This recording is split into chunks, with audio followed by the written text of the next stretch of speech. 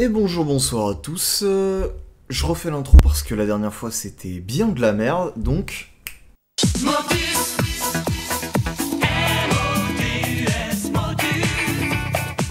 voilà. Alors,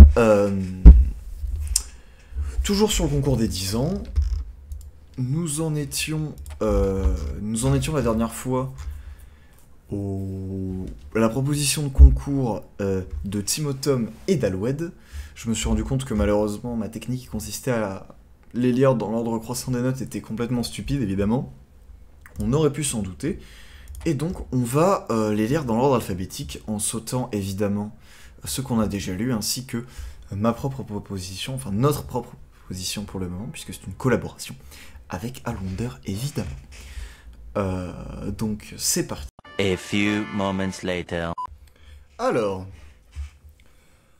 nous sommes sur SCP-500-FR, le roi est mort, longue vie au roi, par Mael Tudal et Héroles. Je ne sais plus du tout quelles sont les contraintes. Donc je regarderai ça à la fin, pour ne pas me spoiler. Alors, putain. J'allais dire première chose, je voulais voir la taille du rapport. Je vois qu'il y a des addendums, je vois qu'il y a 25 notes en bas de page.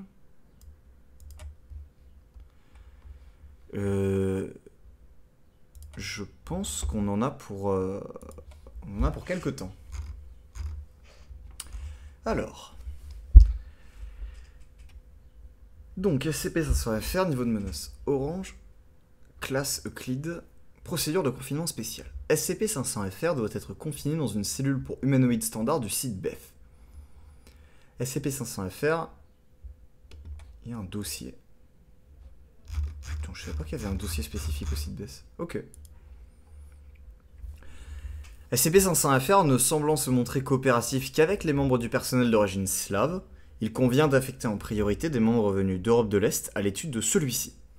À la suite de sa requête et de sa bonne conduite, SCP-500-FR est autorisé à continuer l'écriture de ses mémoires, qui doivent ensuite être copiées et analysées par le docteur Malik, ou tout autre chercheur disposant d'une accréditation de niveau 3 au plus et le remplaçant.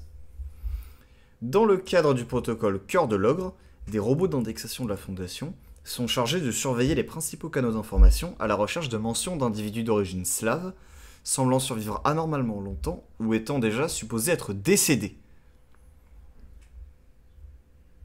Mal qui écrit encore sur l'immortalité. De plus, toute trace d'une signature thaumaturgique semblable à celle enregistrée dans la base de données EAS, à partir de SCP-500-FR1A, doit immédiatement être signalée. En cas de relevé ou de signalement suspect, la FIM État 3, les croque-morts, il faut commencer à me connaître.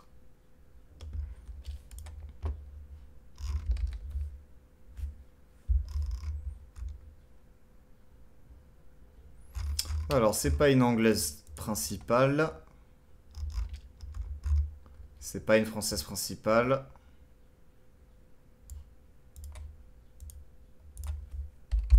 Task Force Complete List.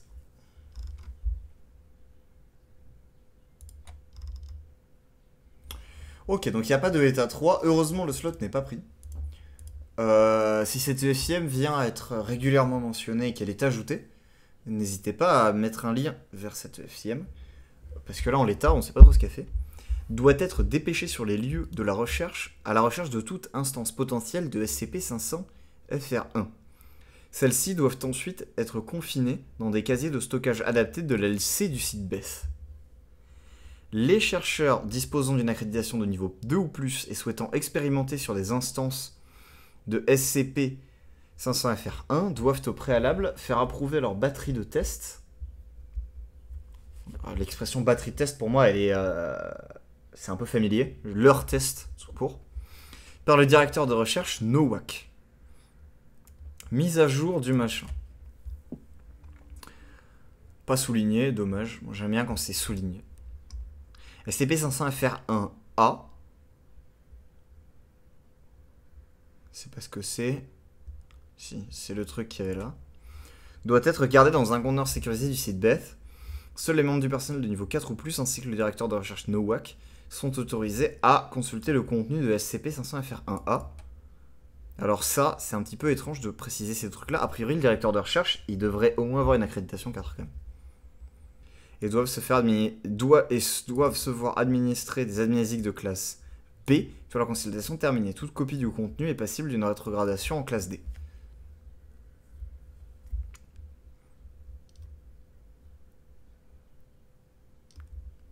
Attendez.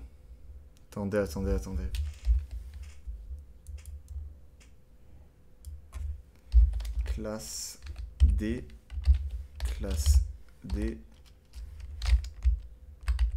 Je crois qu'il s'appelle comme ça.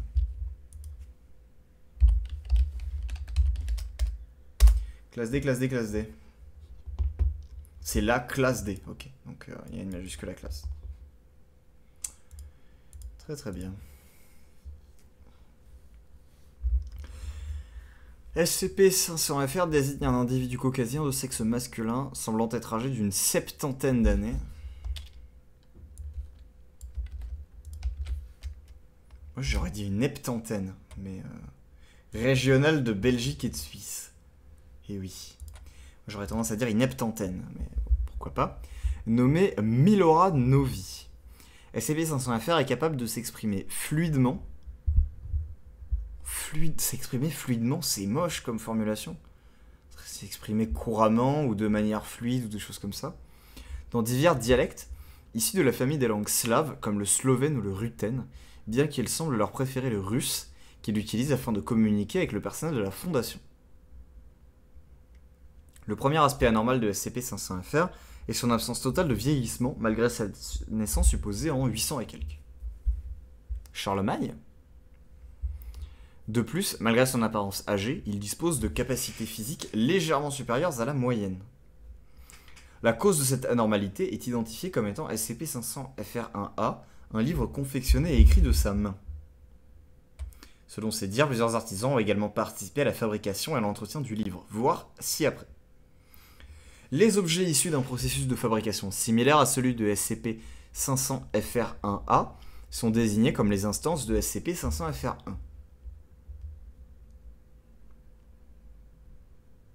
Ok. SCP-500-FR1A est un livre de 7 cm d'épaisseur et de 25 cm de hauteur, contenant 120 pages faites en divers matériaux. SCP-500-FR y a principalement écrit des poèmes et des contes en lien avec la culture slave, et sa vie dont les traductions pertinentes sont disponibles dans cette archive.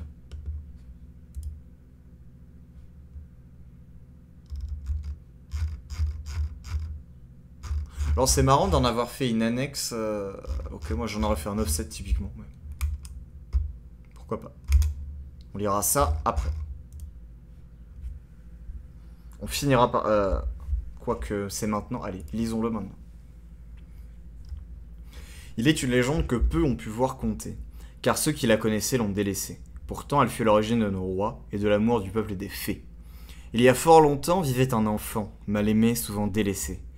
Il décida de rire et, s'il était bien faible, il savait qu'il pouvait marcher. Il n'était pas admirable, ni même exemplaire. S'il ne volait pas sa pitance, il n'était guère talentueux. C'était comme un mendiant qui traversait le pays, cherchant à donner le sourire aux autres. Oh, ça rime pas, ça. Tous ceux qui le croisèrent s'en souvinrent longtemps, toujours au bon endroit, au bon moment. Pour que même après des années, on puisse rire de lui ou de son action. Un jour, il a disparu, et personne ne le remarqua. Son visage n'a jamais été retenu. Seul son sourire en coin et son œil brillant furent rappelés tels des légendes. Brillant en légende. J'en parlerai à la fin. En hiver, il se faisait rare. Mais sitôt la neige fondue et la première fleur éclose, il réapparaissait, on eût dit le fils de Yarilo. On oublia qu'il était mortel. Un voyageur aurait trouvé sa caverne, un squelette y demeurait, mais figé par le givre, son sourire était resté là. Alors je suppose que ces contes, enfin ces poèmes et ces contes, en fait à l'origine sont écrits en russe, et que là on a une version traduite. Le fait que ça rime pas, et que le nombre de syllabes soit pas du tout, enfin soit très libre, C'est l'impression que ça me donne quand je lis genre typiquement de la poésie traduite et qui est pas traduite par un poète, qui est traduite par quelqu'un, qui est traduite par un traducteur et qui veut garder le sens au maximum. Douce femme, j'ai attendu l'automne sous la chaleur du soleil. J'ai souffert de ne pouvoir que briser mon dos en attendant de pouvoir te retrouver. Belle amie, j'ai attendu l'hiver, cueillant les derniers fruits, récupérant les dernières pousses. J'ai pleuré mon père mort au champ, voulant épargner ce destin. Chère dame, j'ai serré les dents, dans le froid où même le feu cherche à se réchauffer. Il a peur de ce que lui feraient les dieux, car son existence les défie. Mais quand j'ai vu cette belle feuille, j'ai couru sur la montagne, j'ai chassé les bêtes pour t'apporter cette fleur.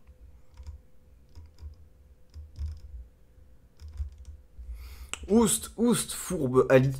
Quittez ma maison avant qu'elle ne s'éveille, avant que ne s'éveille le domovoy qui sommeille. Il vous briserait, mais moi je vous aime, partez car il est mon ami, je ne vous protégerai pas de lui.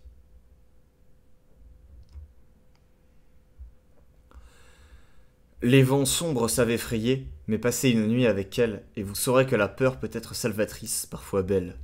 Ne soyez pas le favori de ces jolies, où elles demanderont toujours plus. Une récolte prospère en récompense ne suffit pas, ces démons seront toujours ingrates. Ne les hérissez pas, traitez-les comme des enfants. Ne les aimez pas dans vos étreintes, elles deviendraient encore plus capricieuses. Dès qu'arrive la belle saison, apprenez-leur à danser. Faites-en vos filles, et pour vos familles, vous aurez un beau futur. Venez, venez, douce Ali, en ma maison alors que s'éteint le feu. Hier vous avez mené le blizzard manger les chevaux.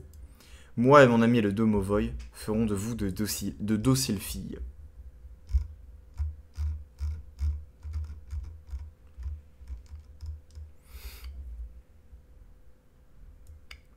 Yarilo et la tisseuse. Il était une fois, sous les terres du royaume des morts, Yarilo. Yarilo voulut un jour ne plus mourir. Il voulait fouler la terre et revoir la froide saison.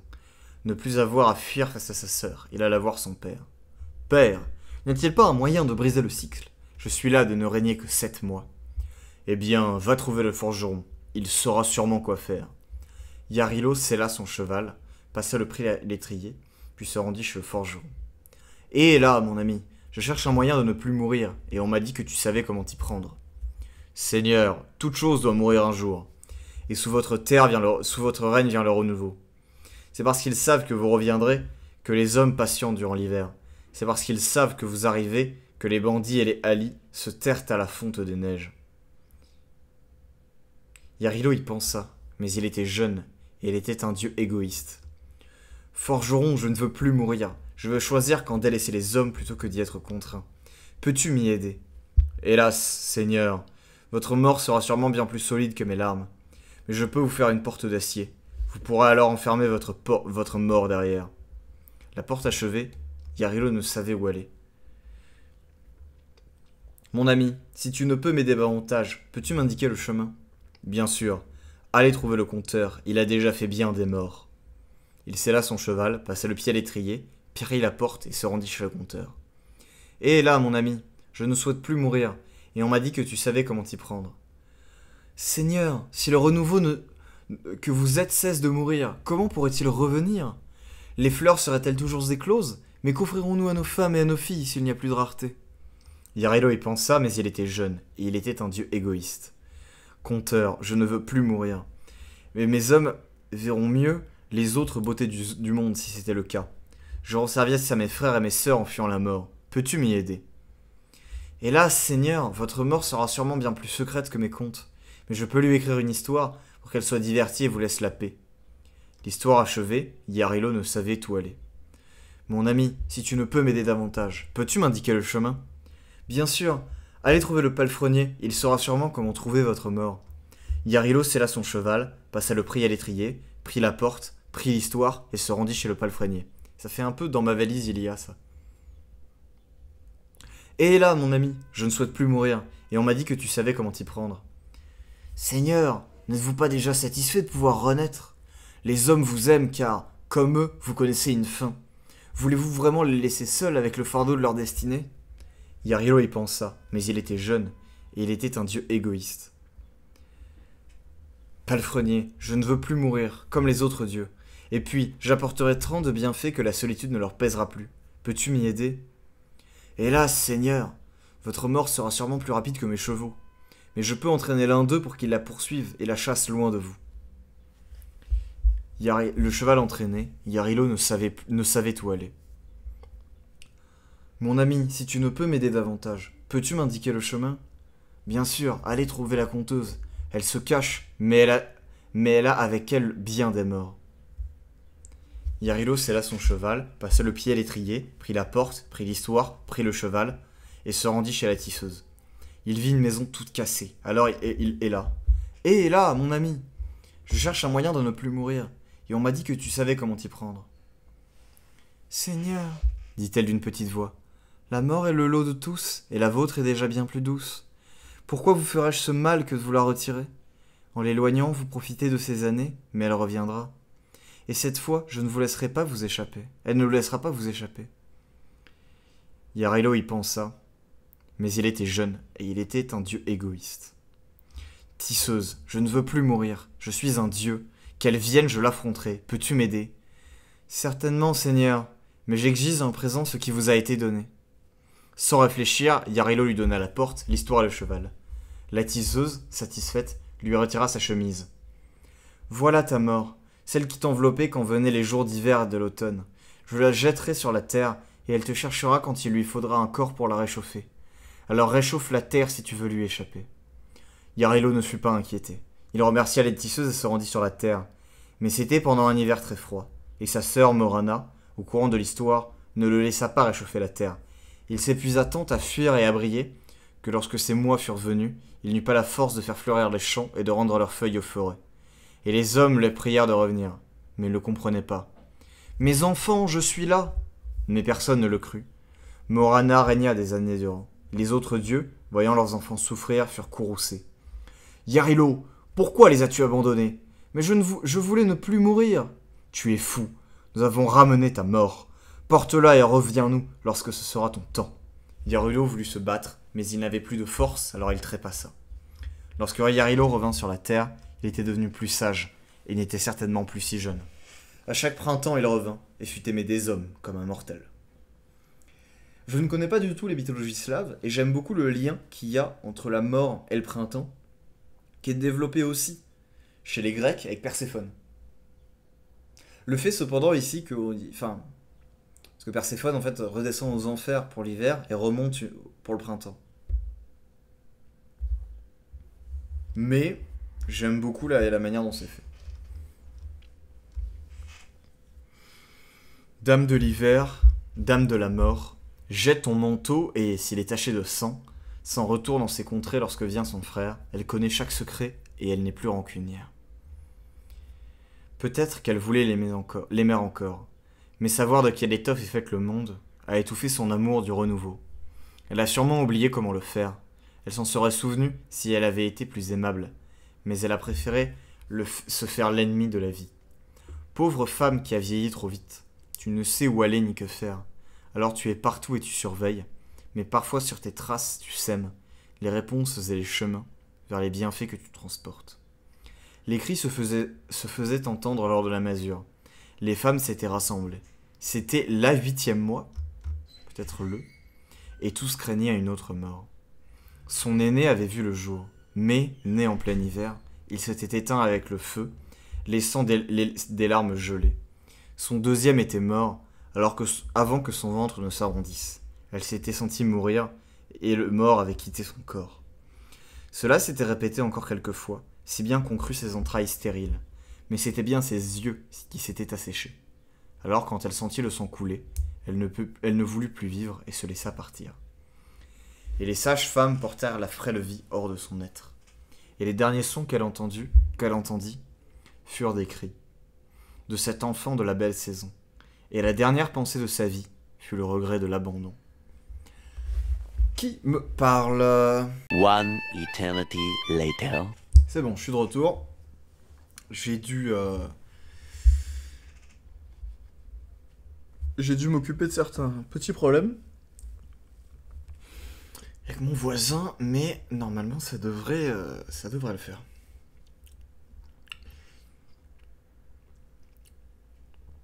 Les cris se faisaient entendre hors de la masure. Non, je l'ai lu ça déjà. Oui, j'avais fini. J'avais fini ça. Bon alors, qu'est-ce qu'on pense de ça? Des petits poèmes. Alors des poèmes libres, sans rime et sans syllabes fixées, et une histoire. On est à fond dans le folklore slave. En tout cas, on est dans un folklore que je ne connais pas, ça c'est sûr. C'est un folklore que je ne connais pas, que je soupçonne être slave parce que je me souviens de la contrainte. Folklore slave. Donc je me souviens juste de folklore slave et genre Alagada ou Roi Pendu. Le reste, j'en sais rien. J'aime beaucoup ce petit ajout au rapport qui mérite bien d'être sur une page différente, que je vais immédiatement upvoter pour sa pure qualité. Et qui mérite d'être sur une page différente parce qu'en effet, c'est pas du tout le rapport. Liste des matériaux composants, vache. Ok, on n'est pas encore sur les agendas de fou. Métaux, fer, acier inoxydable, bronze, cuivre et titane pour 15 pages et 4ème de couverture. Papier pour 68 pages. Cuir de mouton, bovin, canidé, lapin et rat pour 12 pages. Peau humaine vivante pour la première, deuxième et troisième de couverture.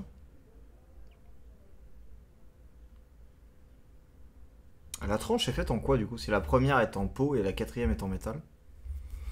Papyrus pour 6 pages et vélin pour 19 pages. Je suis pas convaincu de la pertinence de foutre ça dans un addendum.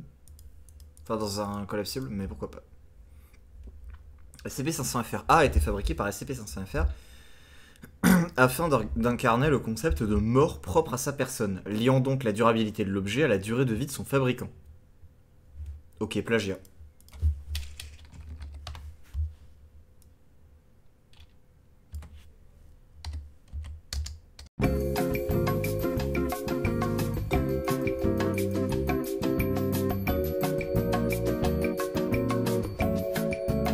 Alors, oui, voilà, c'est bon.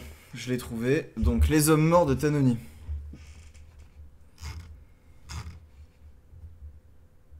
Le fait d'avoir une entité qui représente le concept de mort pour d'autres gens, c'est exactement la proposition de Tanoni. C'est vraiment ça. Le concept de mort propre à sa personne. Là, c'est quelqu'un qui incarne le concept de mort, et en l'amnésiant, du coup, on supprime des gens de la mort. Ça m'a l'air très très très proche. Des traces d'une connaissance de cette méthode par les populations d'Europe de l'Est ont été identifiées dans les mythes et histoires relatifs au Kuchei, un sorcier dit sans mort, pouvant uniquement être défait si sa mort est retrouvée ou fabriquée et détruite. Les récits ne faisant généralement qu'une mention superficielle du processus de création, aucune censure n'est nécessaire. Actuellement, SCP-500-FR est le seul pouvoir fabriquer des instances de FR1. Il est possible que quelques personnes soient capables de fabriquer des instances de SCP-500-FR1, dont 2 certifiées. Le département de thaumaturgie a pu examiner l'objet et relever une empreinte thaumaturgique confirmant l'anomalie. Cette signature a été ajoutée à la base de données des empreintes d'artefacts à sécuriser. C'est du coup les EAS.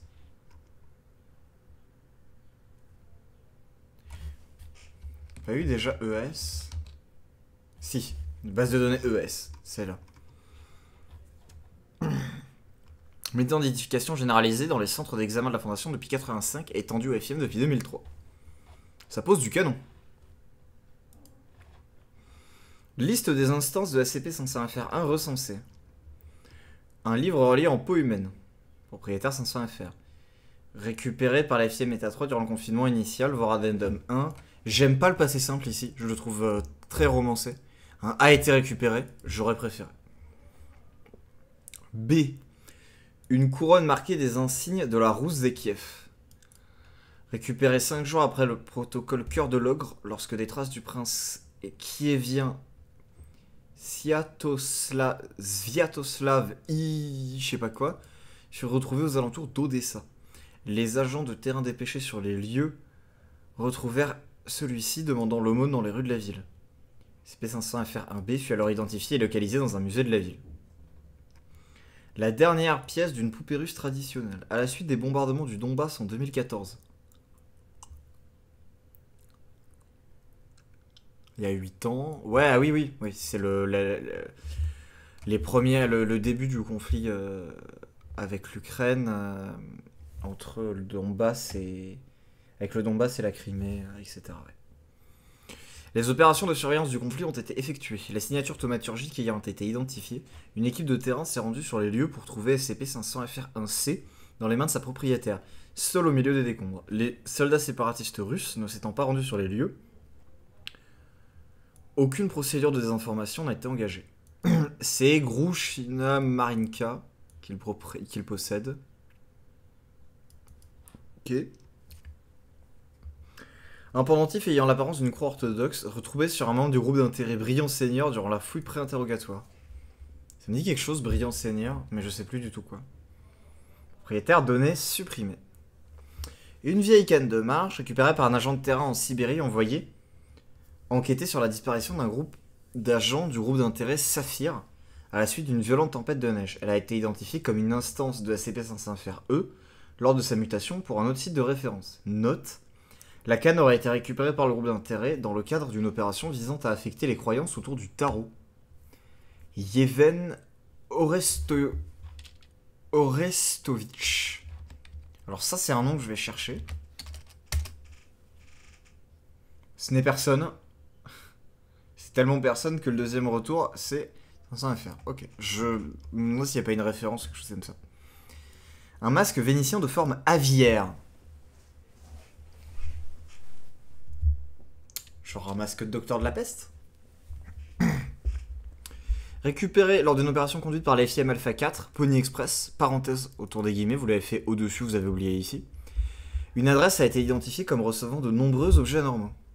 Il s'agissait d'un cabinet de curiosité ayant été réquisitionné, permettant la saisie de nombreuses anomalies, dont SCP-500-FRF. Le propriétaire du cabinet, interrogé à ce sujet, a dit qu'il s'agissait d'un cadeau offert à l'un de ses très lointains ancêtres, des années après qu'il s'était installé dans la ville. Lorsqu'il a été interrogé sur son ancêtre, le propriétaire a déclaré seulement savoir que celui-ci avait fui un royaume en pleine guerre civile. Propriétaire inconnu. Ah, ça pourrait être, du coup, peut-être... ça pourrait peut-être être ce qui fait que SCP-049 est immortel. Puisque ça pourrait être... il date de quand dans la... Attends. Parce que dans la réécriture, il est montalbanais et il date du Moyen-Âge. Pleine guerre civile. La guerre de 100 ans, peut-être. Les guerres de religion. Les guerres cathares. Après, est-ce qu'il y a des cathares Je sais qu'il y a eu beaucoup de guerres de religion en Haute-Garonne et en Tarn-et-Garonne, entre Toulouse et Montauban. Et que Montauban était à l'origine construit pour protéger Toulouse d'invasion à but religieuse. Donc, la guerre civile mentionnée, c'est peut-être les guerres de religion entre catholiques et protestants ou avec les cathares qui se sont déroulées en France. Et ce masque vénitien de forme asiaire, moi, me fait vraiment penser à un masque de docteur de peste. D'ailleurs, si je tape ça dans la barre de recherche Google...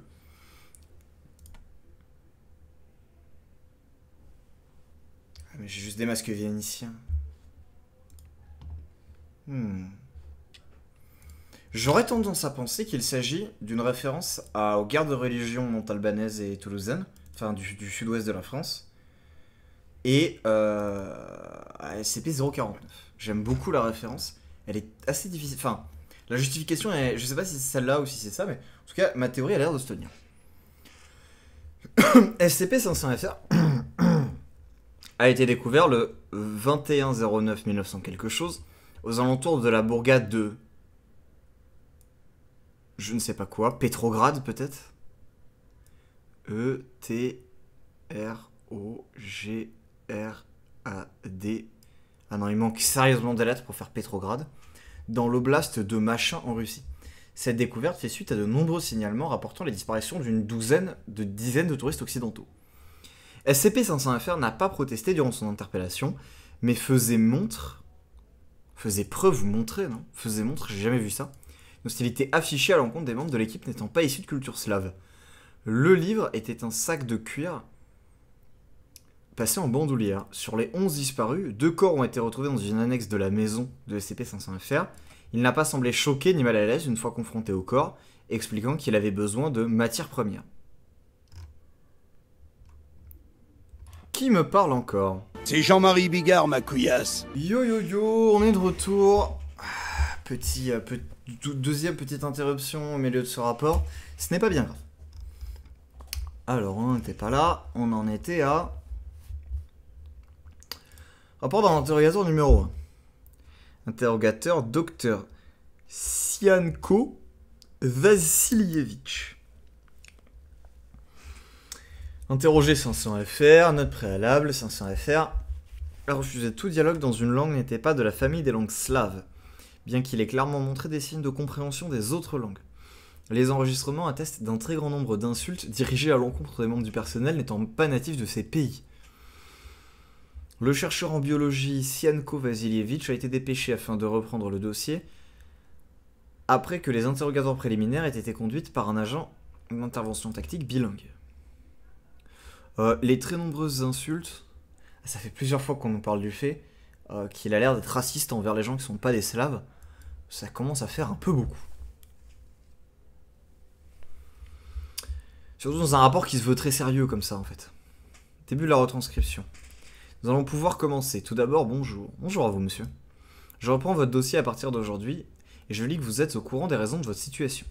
Tout à fait. Votre collègue a été clair sur le sujet. Tant mieux, cela me fait gagner du temps. Donc, nous avons commencé à analyser votre livre « Balade dans 7 saisons ». Et j'ai quelques questions à ce sujet. D'abord, pourriez-vous me parler du contenu? Alors, il me semble, messieurs Tudal et Oles, que on souligne quand on écrit, quand on est à l'écrit, en fait,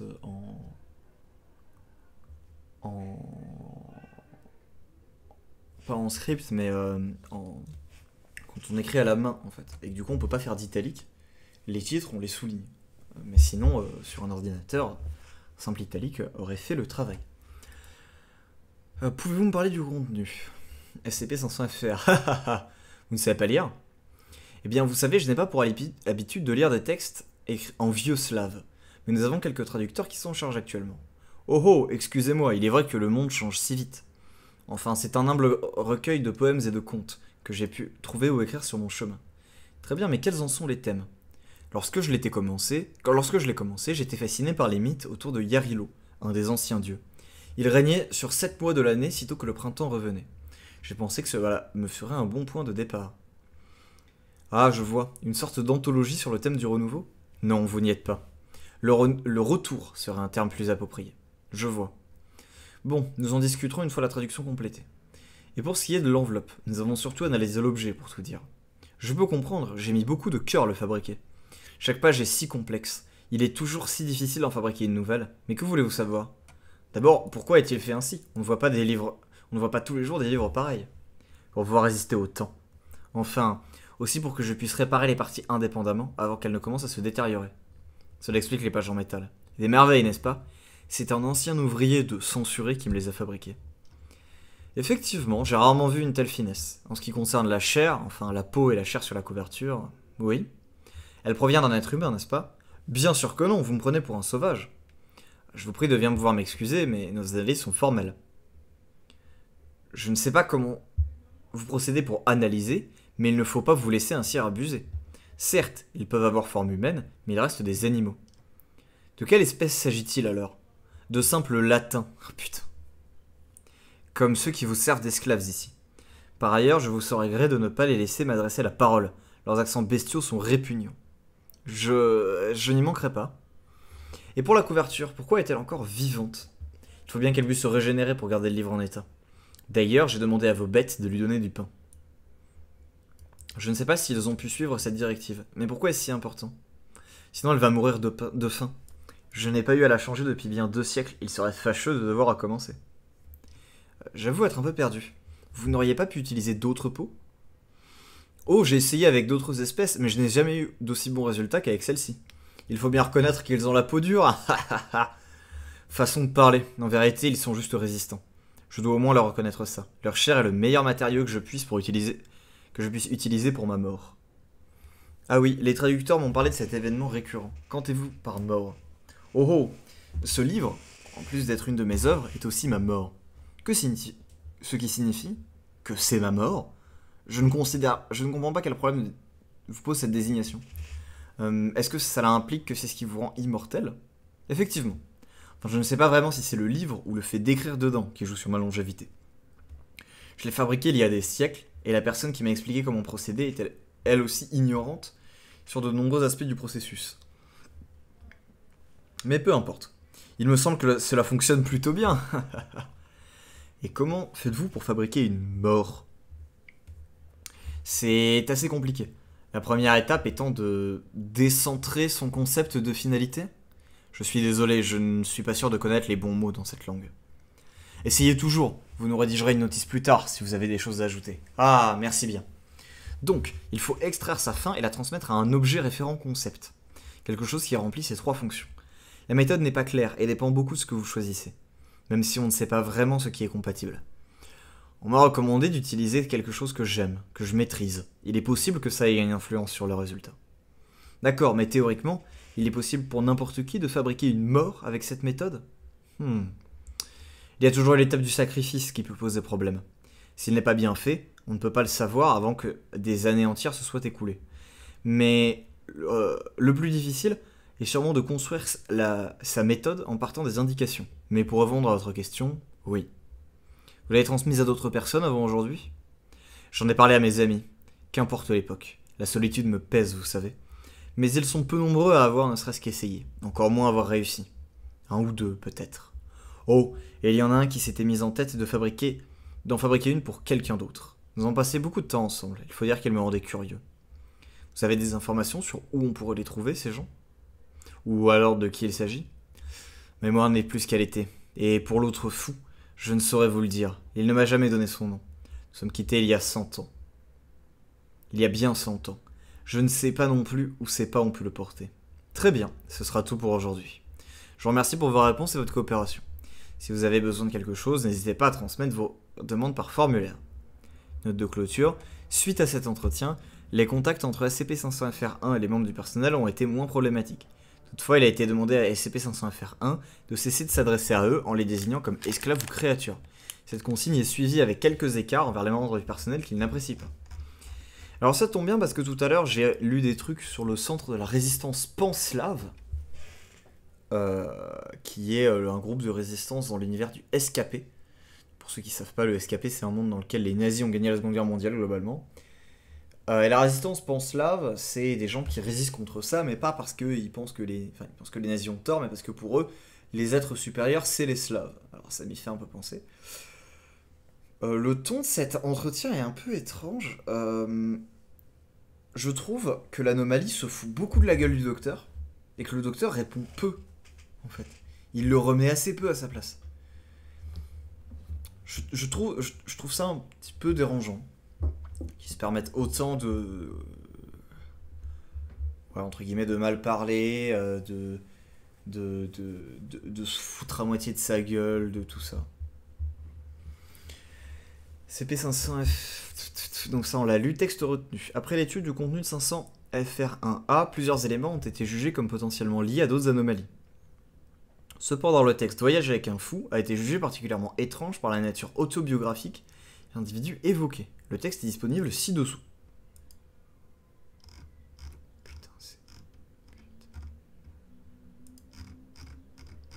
Ok, c'est pas si long que ça, en fait, c'est qu'il y a énormément de... Oui, c'est parce qu'il y a des traductions, c'est comme pour le rapport de Henry. Est-ce que ça rime? Le début a l'air. Note de traduction. Nous avons conservé les rimes lorsque cela était possible. Les sens atténués ou amplifiés sont répertoriés dans les notes de bas de page. Les rimes finales étant régulières, nous avons tenu à les conserver, étant donné que l'expérience poétique pourrait avoir son importance. Ah, c'est pas mal. C'est intéressant du coup que, vu qu'il y a quelque chose de peut-être anormal, il peut être dans le sens ou dans la sonorité, et du coup d'avoir essayé de conserver un peu les deux. Alors ce que je vais faire, c'est que je vais lire, et je passerai simplement ma souris, pour pas interrompre le poème, je passerai ma souris sur les notes en bas de page. Nous étions deux, moi, assis face à la plume, et lui, allongé dans la neige. Il avait le regard las, et les couleurs de son costume étaient devenues si pâles, Si fade, il revint sur son siège. Et je n'ai jamais vu un homme au cœur si fendu. Nous partîmes en voyage, d'abord vers le soleil. Là, il rencontra un tisserand. Il voulut apprendre à tisser pareille merveille. Alors auprès de lui, il passa 6 ans. Et ces années, je crois avoir vu un sourire chez cet homme perdu. Un jour, il s'en alla tisser et le fit 6 mois durant. Sans nouvelles, je suis allé le visiter. Mon ami, que fais-tu? Je tisse. Et dis-moi, que tisses-tu? Une mort pour le roi pendu. Il acheva son ouvrage, puis nous reprîmes la route. Dans son calice, il y avait une goutte, et la fille du tisseur sut quoi faire de ses douceurs. Nous sommes allés chez un forgeron, qui cachait, loin des fers, de belles lames. Mon ami le fou apprit avec passion. Il sut vite faire monter les hautes flammes. Et cette année, j'ai sûrement vu le bonheur de mon ami tordu. Un jour, il monta à la forge, si longtemps que je vis vieillir l'horloge. En allant le voir, la fumée me prit à la gorge. « Mon ami, que fais-tu » ? « Eh bien, je forge. »« Dis-moi, que forges-tu » ? « Une mort pour le roi pendu. » Il acheva son ouvrage, puis nous reprîmes la route. Dans son calice, il y avait 2 gouttes, et la femme du forgeron ne sut que faire de ces bourgeons. Il rencontra un bâtisseur, qui faisait une si belle église, qu'il le supplia d'en faire son arpenteur. Son arpenteur ? Pendant 20 ans, il resta en ces lieux, et cette fois, j'ai bien vu, un sourire tant attendu. Un jour, sans commande, il alla construire un édifice sur la colline. 4 ans plus tard, je m'y fis construire. Mon ami, que fais-tu ? Je construis. Et dis-moi, que construis-tu ? Une mort pour le roi pendu. Il acheva son ouvrage, puis nous reprîmes la route. Dans son calice, il y avait 3 gouttes. Et les amis de l'architecte vinrent chez lui faire la collecte. Nous arrivâmes chez un joaillier, dont les œuvres étincelaient. Et mon ami se fit son apprenti. Pour rendre sublime de si belles pierres, en 2 ans, j'ai revu la frustration du fou têtu. Un jour, il resta à l'établi. Les mois passèrent et, avant que ne vienne l'hiver, je suis allé le voir, il n'avait pas fini. « Mon ami, que fais-tu ? Je taille, je sertis, je m'affaire. » Et pourquoi le fais-tu ? Pour une mort pour le roi pendu. Il acheva son ouvrage, puis nous reprîmes la route. Dans son calice, il y avait 4 gouttes, et le père du joaillier pleura longtemps son fils aîné. Nous fûmes de retour en ma maison. À mes côtés, il écrivit des vers si beaux et des histoires de trahison. Pour 30 ans, il resta ici, et les dernières années, j'ai vu un espoir pour le pendu. Un jour, rien ne semblait différent, mais son manuscrit était très long. Lui qui était si vif, maintenant, prenait le temps. « Mon ami, que fais-tu » ? J'écris. « Et qu'écris-tu » ? Une mort pour le roi pendu. Alors c'était très beau. C'était très beau ce passage, j'aime beaucoup. Le côté fou, un peu fou du roi poète, me fait légèrement penser à l'assassin royal de Robin Hood. La référence au roi pendu, où il essaye de lui construire une mort pour le rendre immortel. La référence au forgeron, à la tisserande. J'ai l'impression que ça reprend un petit peu le conte de Yarilo qu'on a lu juste avant. La musicalité est assez bonne. J'ai pas forcément tout le sens initial, il y a peut-être des choses qui y sont cachées, je vais pas le reprendre. Je vais pas le reprendre à voix haute en tout cas, je le reprendrai peut-être tout seul. Mais je pense que c'était bien pour le lire de pas péter la musicalité, ou le moins possible, en passant pas sur les... Enfin, en simplement les surlignant et en lisant pas les notes en bas de page. Rapport d'interrogatoire numéro 2. C'est toujours le même mec qui interroge SCP-500-FR. Cet entretien s'est imposé en raison de la difficulté pour l'équipe de recherche à établir des hypothèses concluantes quant à la nature de plusieurs éléments, dont l'individu évoqué dans le poème Voyage avec un fou. Bonjour monsieur. Il y a ça aussi. Le fait d'appeler l'anomalie bonjour monsieur, il l'appelle pas bonjour à CP500FR, contrairement à ce qui se fait globalement. C'est aussi peut-être ça qui donne une impression étrange de ton dans ces interrogatoires. Ah, et ça, là, c'est horrible. Là, le zéro qui est surligné, là, putain, qu'est-ce que c'est moche. On peut difficilement faire mieux, malheureusement, à cause du fait que ce soit en puissance, mais c'est pas beau. Bonjour à vous, cher ami. Que puis-je faire pour vous aujourd'hui ? Eh bien, j'ai quelques questions sur celui que vous appelez le fou. D'ailleurs, le fou, il ressemble à ça. Hein.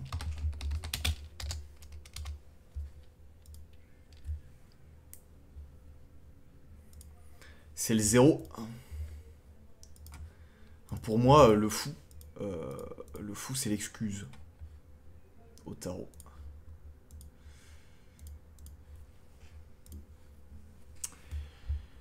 Que voulez-vous savoir? D'abord, pourquoi cette désignation? Parce que c'est ce qu'il est, un fou. Certes, mais dans quel sens? Oh, eh bien, tous ceux que vous pouvez imaginer, dont la fonction et l'état mental. Tout à fait, même s'il a été libéré de ses obligations professionnelles quand nous nous sommes connus. Et vous savez à qui il était lié? Qui était son seigneur? Il m'en a parlé plusieurs fois, mais seulement de son passé. Il y avait aussi ses réponses bizarres. Mais vous les avez sûrement lues. Ah, effectivement. A-t-il déjà mentionné quelque chose appelé Alagada? Mais il me semble que oui. C'est de là qu'il vient, n'est-ce pas? Peut-être. Mais vous dites avoir passé beaucoup de temps avec lui. Est-ce qu'il était immortel grâce à votre méthode? Non. J'ai d'ailleurs été assez surpris de rencontrer un autre sang mort. Pourquoi s'était-il intéressé à vous, alors? Je n'en sais pas plus que ce qui est déjà écrit. Toutefois, il cherchait à utiliser cette mort fabriquée. Le comment et le pourquoi m'intéressent. En dehors de vos morts, vous êtes familier avec d'autres rituels? Pas vraiment, pourquoi? Donc vous ne savez pas comment il a fait pour devenir immortel. Ah, j'ai bien quelques idées de vieilles histoires en tête, mais je ne suis pas trop penché sur la question. Pas grave, je voulais juste vérifier. Et dans votre poème, il y a un certain nombre de sous-entendus. Ah oui. Notamment au sujet de ce qu'il a dit à des personnes qui ont croisé sa route. À mon grand regret, elles sont effectivement mortes. Et ce n'étaient pas des barbares? Non, et j'en suis désolé. La méthode initiale évoquait la nécessité d'un sacrifice. Le principe d'équivalence des transgressions. Une âme pour une autre, je suppose. Nous ne pouvions utiliser celle de quelques sous-êtres, puisqu'ils n'en ont pas. Votre méthode me semble de plus en plus hasardeuse. Mais attendez, vous avez dit méthode initiale. Comment ça? Au départ, je ne faisais que l'appliquer pour préserver ma vie. Je n'ai pas cherché à l'améliorer ou à la comprendre. Vous avez quand même sacrifié des innocents. Ma vie a plus de valeur que la leur, aucun souci donc. Bon. Les morts qu'il a fabriquées, elles étaient pour son roi, mais à quoi ça devait lui servir? Oui, d'ailleurs, maintenant qu'on en parle, je me souviens de comment il s'y prenait pour créer une mort pour quelqu'un d'autre. Je ne savais pas que c'était possible avant qu'il le fasse. Oui, pardon. Alors, pour l'utilité des morts, je n'en ai aucune idée. Imaginons, si le roi était aussi immortel, une nouvelle mort pourrait-elle mettre fin à son immortalité? Peut-être, sûrement. Tout dépend de la nature de l'immortalité en question. Enfin, c'est un des domaines de l'univers où les choses sont les plus incertaines. Les immortels sont déjà des anomalies par chez moi. J'aime pas le terme anomalie. Alors mélanger des formes d'immortalité, c'est la porte ouverte aux résultats imprévisibles. Pour moi, anomalie, ça fait très fondation. Le fait que lui, il parle d'anomalie, on est hors ton de la manière dont il parle. Mais il y a une possibilité que cela fonctionne pour que l'immortel meure. Tout est possible. Mais si je puis me permettre, s'il essayait de fabriquer une mort, c'était peut-être pour le tuer, mais pas pour mettre fin à son existence. Pourquoi fabriquer une mort dans ce cas? De ce que j'en sais, une mort peut mener à une fin, mais pas toujours à la fin. Il travaillait aussi sur un autre rituel. Il disait qu'il avait un rôle à jouer, mais qu'il fallait se montrer patient. Attends, mais il a dit qu'il n'avait pas d'autres rituels, il n'en connaissait pas d'autres. Pourquoi tout d'un coup il en connaît là? Vous sauriez en quoi consistait ce rituel? Seulement qu'il lui fallait une coupe remplie de sang. Il n'en a jamais dit plus. Bien, merci pour vos réponses. Je vous avoue que j'ai du mal à comprendre ce qu'il se passe exactement. Il veut tuer le roi sans le tuer, il prépare un rituel, et vous vous baladez en parlant de vos petites méthodes de temps à autre. Si je puis me permettre, il existe aussi des rituels de résurrection, mais quoi? Même si je ne les connais pas, et une résurrection qui outrepasserait une mort fabriquée, J'ai un peu du mal à en imaginer la nature. Oh merde. Ouais, pour moi, il est pas cryptique 500 FR. Il est... C'est un mytho. C'est un mytho et le docteur Vasilievitch a l'air de bien se faire avoir quand même. Un petit peu... Enfin là, il l'a mené en bateau quand même. Il lui demande, ouais, vous connaissez d'autres rituels et tout. Le gars il répond non. Et puis après il dit, oh je connais... Oh si, il en faisait un autre. Oh puis j'en connais un pour ressusciter. Et pas de remise en question. Franchement. Texte récupéré, on finira là-dessus. Le 28 mai 2000 censuré, une gravure est marquée par un passant dans les jardins Papadopoli de Venise. Un poème y est inscrit en langue slave. La traduction a été entrée dans la base de données, puis transmise pour étude. Note de traduction, rime finale conservée, conformément à votre demande. Loin de mon ami, j'ai planté cette graine. Chaque jour, je m'y rendais, priant pour qu'elle germe.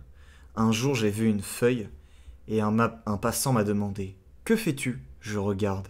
« Que regardes-tu » La mort du roi pendu. L'individu identifié comme le fou ou le bouffon, étant apparemment proche de réaliser ses objectifs, les recherches doivent être intensifiées.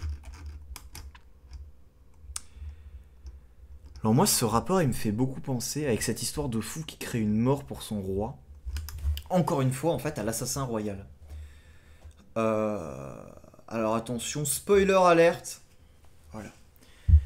Donc l'assassin royal, qui est une série de livres écrits par Robin Hobb, dans un espèce d'énorme saga, sans déconner, il y a des dizaines de livres. Il y a genre une dizaine de bouquins de l'assassin royal, après il y a les 9 livres de l'aventurier de la mer, après elle reprend genre pour 5 ou 6 tomes l'assassin royal, il y a le temps des dragons aussi je crois, enfin il y a beaucoup de séries. Et en fait dans l'assassin royal, globalement, on suit les aventures d'un mec qui s'appelle Fitz Chevalery, et vers les 2 tiers à peu près je dirais du bouquin, il part dans les montagnes pour fabriquer un dragon de pierre, de tailler en fait un dragon de pierre en utilisant une espèce de vif argent qui contient l'âme pour plus ou moins ressusciter ou créer un réceptacle en tout cas dans lequel existerait Vérité, son oncle, le prince Vérité.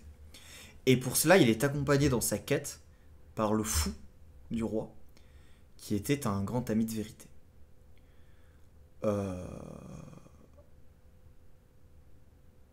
Ça me fait beaucoup penser à ça.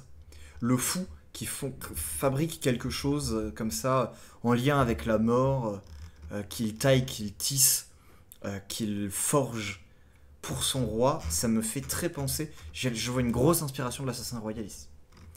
Que penser de ce rapport, Sim ? Bah, c'est globalement un rapport très cryptique. Et ce qui est intéressant, c'est que là où donc c'est un rapport qui emprunte beaucoup au poème. On a une page entière de poésie et de contes. On a un grand poème au milieu. Le rapport verse dans la poésie. C'est quelque chose qui n'est pas commun. On a souvent des rapports qui versent dans le conte, ce que j'appelle les rapports avec une moustache, comme moi. Ici, le rapport, il verse dans la poésie. C'est très différent. Et en plus, j'ai l'impression qu'il le fait non pas pour le sens, mais pour l'esthétique, presque pure. J'ai l'impression que ce rapport nous raconte globalement quelqu'un en fait qui fabrique une mort pour le roi pendu, mais en fait on comprend rien, enfin on n'en sait rien. Y a pas tant, j'ai pas l'impression qu'il y ait tant de lore caché que ça, ou en tout cas j'en ai pas ressenti, j'ai pas ressenti le besoin d'en savoir plus.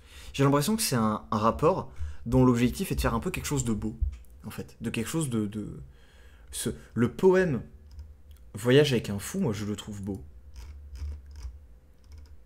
Et j'ai l'impression que l'idée, c'était surtout de faire un truc qui soit beau. Et pas tant de faire un truc qui raconte une histoire. Et ça, j'aime bien. Et globalement, eh bien mes amis, c'est un rapport que je vais upvoter. Un rapport que je vais upvoter, il est bien. J'ai eu très peur en voyant les 25 putains de footnotes, en voyant qu'il y avait une page à côté. Mais en fait, il est très bien ce rapport. Il est pas très long. Il part pas trop en couille. Le seul défaut pour moi, c'est le ton des interviews. J'ai l'impression que ce papy se fout bien de la gueule du chercheur. Les 2 fois. et qui se laisse vraiment marcher dessus, le chercheur. Pour moi, c'est vraiment le défaut principal, mais ça ne m'empêche pas de l'upvoter. Alors attendez. Avant de l'upvoter, est-ce qu'il n'y aurait pas les contraintes? Peut-être que ça va me faire le downvote. Mépris, printemps, roi pendu, folklore slave. Alors le printemps, il est présent. Un petit peu en soum-soum, en sous-texte, en sous quelque chose, avec ce mythe du dieu du printemps, qui s'appelle... je sais plus comment. Je l'ai beaucoup... je l'ai bien trouvé là. Pas trop dans le reste du rapport. Dans les addendums, il y a une esthétique printanière qui est plutôt peu développée, globalement. C'est surtout le document annexe, en fait, qui fait cette esthétique, et assez peu le rapport aux ces addendums. Enfin, ces addenda. Le mépris... Je ressens pas du tout de mépris en lisant le rapport. Je ressens vraiment pas du tout de mépris. L'anomalie est méprisante. Ça, je suis d'accord. Et du coup, si c'était voulu, bah, ça fait partie des petits soucis où, en fait, genre enfin, des trucs qui me posent un peu problème à base de... en fait, c'est ce genre d'émotion qu'on ressent, enfin, qui est très difficile de faire ressentir sans que ce soit négatif pour le lecteur. Typiquement, hors concours, je pense que le rapport pourrait mériter que l'anomalie se foute un peu moins de la gueule du gars. Ou alors que le mec réponde un peu plus, ou s'en rende compte. Là, j'ai l'impression qu'il se fait vraiment balader de fou. Le roi pendu, il est là, en effet. Je sais pas si le lore du roi pendu est présent. J'en ai pas eu l'impression. Peut-être que c'est le cas, mais j'en ai pas eu l'impression. C'était pas très grave. Et le folklore slave est très présent. Donc globalement, c'est un très bon rapport. Alors que nous dit Henri, tiens, on va lire ce petit commentaire avant que je termine. J'aime bien, pas révolutionnaire dans son anomalie, mais il y a un univers très solide derrière, des sous-intrigues et des interrogations par milliers, qui loin de frustrer, alimentent la réflexion. Je suis d'accord. On aurait presque envie de déchiffrer ces sibyllins poèmes afin d'en trouver la solution derrière. Tout pourrait être indice ou non. Exactement. Et ça, c'est quelque chose que j'aime beaucoup. C'est que j'ai pas l'impression que le rapport nous dit hé hé hé, regarde, là il y a des choses cachées, et là aussi, et là aussi. J'ai l'impression qu'il a une posture qui est beaucoup moins malhonnête. Enfin, pas malhonnête, mais mesquine. Et qui cherche vraiment beaucoup plus l'esthétique. Les contraintes sont respectées. Si on voit que le printemps était particulièrement difficile, putain oui. Et comme ça n'est pas une énième origine de ce pendu de roi, c'est rafraîchissant. Ça, c'est vrai que c'est cool. Vote positif. Eh bien, c'est un vote positif pour moi. Je suis globalement d'accord avec vous, monsieur Cartophone. Et sur ce, eh bien, bisous.